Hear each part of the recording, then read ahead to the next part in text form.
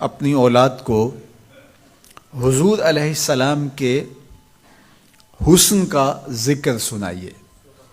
حضور کے جمال کے تذکرے بتائیے۔ یہ انسانی فطرت ہے، یہ انسانی طبع ہے کہ اس کا حسن کی طرف میلان ہوتا ہے۔ جہاں بھی حسن ہو، چاہے وہ پھولوں کی نزاکت میں ہو، لطافت میں ہو، وہ کوسے قضا کی رنگینی میں ہو، دھنک کی شوخیوں میں ہو، ساون کے چڑھتے بادلوں میں ہو، یا وہ جھیل کی بچھی ہوئی آنکھ میں ہو، یا پپیہے کی آواز میں ہو، بلبل کے خوبصورت لہجے میں ہو، کوئل کی دل نواز صدائے محبت میں ہو، حسن جہاں بھی ہوگا، جس روپ میں بھی ہوگا، دلکش ہوگا۔ تو جب یہ طے ہے کہ انسان طبعاً حسن کی طرف مائل ہوتا ہے، تو حضرت اقبال کہتے ہیں کہ پھر اس کو اس کا ذکر سناؤ اور اس کے حسن کی بات سناؤ، جہاں حسن بھی پانی بھرتا ہے، عشق بھی غلامی کرتا ہے۔ حضور کے حسن کا ذکر سناؤ۔ مکھ چند بدرشا متھے چمک دی لاٹ نورانی ہے، کالی زلف تے اکھ مخمور رکھی ہن مد بھریاں۔ کائنات میں بڑے سونے ہوں گے، بڑے جمیل اور حسین، مہوش اور خوبصورت ہوں گے، لیکن جو جمال اللہ نے آمنہ کے لال کو دیا وہ انہی کو ہی دیا ہے۔ لکھاں آئے لوگ زمانے تے محبوب خدا جیا کوئی نہیں، لکھاں آئے لوگ زمانے تے محبوب خدا جیا، لکھاں سونے بن بن بیندے نے او دی خاکے پا جیا کوئی نہیں، او دی خاکے پا جیا۔ جو حسن ان کے پاؤں کے ناخن میں رکھا ہے، جو حسن ان کی ایڑی میں رکھا ہے، اللہ اکبر، جو حسن ان کے تلووں سے نکلنے والی گرد میں رکھا ہے، ان کے نالین کے جوڑوں سے نکلنے والی دھول میں رکھا ہے، وہ کہکشاؤں میں بھی نہیں ہے۔ جس کے تلووں کا دھون ہے آب حیات، جس کے تلووں کا دھون آب حیات ہے، وہ جان مسیحا ہمارا نبی۔ اللہ اکبر۔ حضرت میمونہ بنت کردم رضی اللہ تعالی عنہ صحابیہ ہیں، فرماتی ہیں مجھے شوق ہوا حضور کو دیکھنے کا،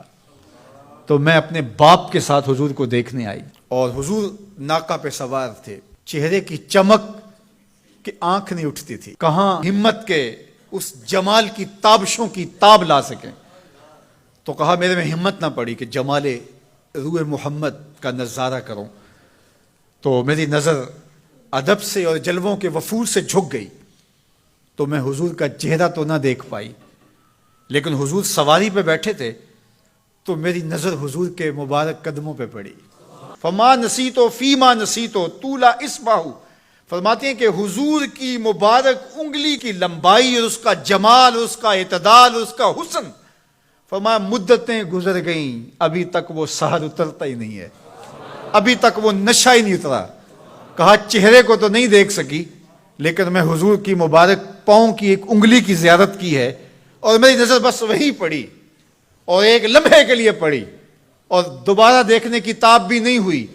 لیکن حضور کی انگلی کا وہ جمال اب تک میرے خیالوں میں بسا ہوا ہے۔ یار جس کے مبارک پاؤں کی انگلی اتنی جمیل ہے کہ سال گزرنے کے بعد وہ سحر ختم نہیں ہوتا، اس کی پیشانی کی چمک کا عالم کیا ہوگا، اس کے رخساروں کا جمال کیسا ہوگا۔ تو ایک شاعر نے تو قلم توڑ دیا، اس نے کہا کہ قدموں پہ جبیں کو رہنے دو، قدموں پہ جبیں کو رہنے دو، چہرے کا تصور مشکل ہے۔ ذرا غور کیجئے، یہ میمونہ بنت کردم کی کہانی ہے، شاعر کی زبانی میمونہ بنت کردم کی کہانی، اور آپ کی سماعتوں کو چمک دے رہی ہے، اور میری زبان کو لطافت بخش رہی ہے۔ میری زبان میٹھی نہیں ہے، حضور کا نام میٹھا ہے۔ وہ کسی نے کہا تھا نا کہ میں بلبل خوش لہجائے گلزار نبی ہوں، میں بلبل خوش لہجائے گلزار نبی ہوں، میٹھی ہیں میری باتیں نمک خار نبی ہوں۔ میں میٹھا نہیں ہوں، میری زبان پہ جو نام ہے وہ نام میٹھا ہے۔ آپ کی سماعتوں میں رس گھل رہا ہے تو یہ نام محمد کی برکت ہے، اور روح کو تازگی مل رہی ہے، فرحت مل رہی ہے۔ ابھی شعر مکمل ہوگا تو آپ بے چین ہو جائیں گے، اندر بوٹی مشک مچایا اتے جاں پھلاں تے آئی ہوں، خوشبو پھیل جائے گی اندر۔ سنیے لفظ،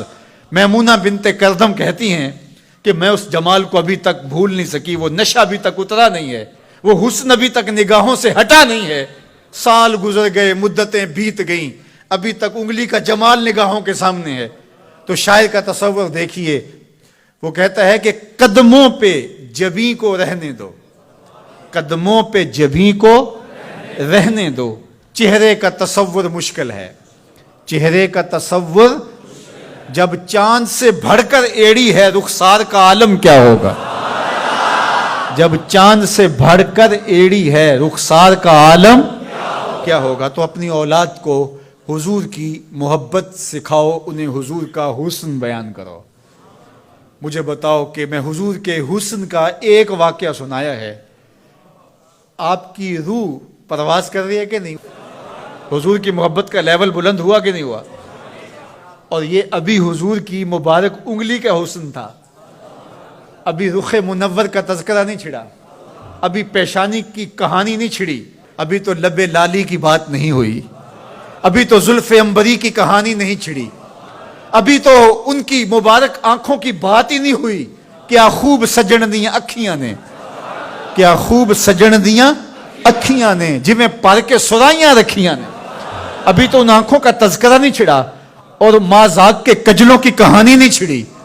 ابھی تو ابروؤں کی بات نہیں ہوئی، ابھی تو لامبی پلکوں کا تذکرہ نہیں چھڑا، ابھی تو ید اللہ والے ہاتھوں کی بات ہی نہیں ہوئی، ابھی تو علم نشرہ کے سینے کا تذکرہ ہی نہیں ہوا، ابھی تو حضور کی مبارک زلفوں کے خم جن کو خدا بھی حمیم کہے، ابھی تو اس کی کہانی نہیں چھڑی، ابھی تو پاؤں کی انگلی کی بات ہے، اور روح رقص کر رہی ہے۔ تو جب آپ اپنی اولاد کو حضور کے چہرے کا ذکر کریں گے، حضور کے جمال کی کہانی سنائیں گے، تو ان کے سینے میں حضور کا پیار پیدا ہوگا یا نہیں؟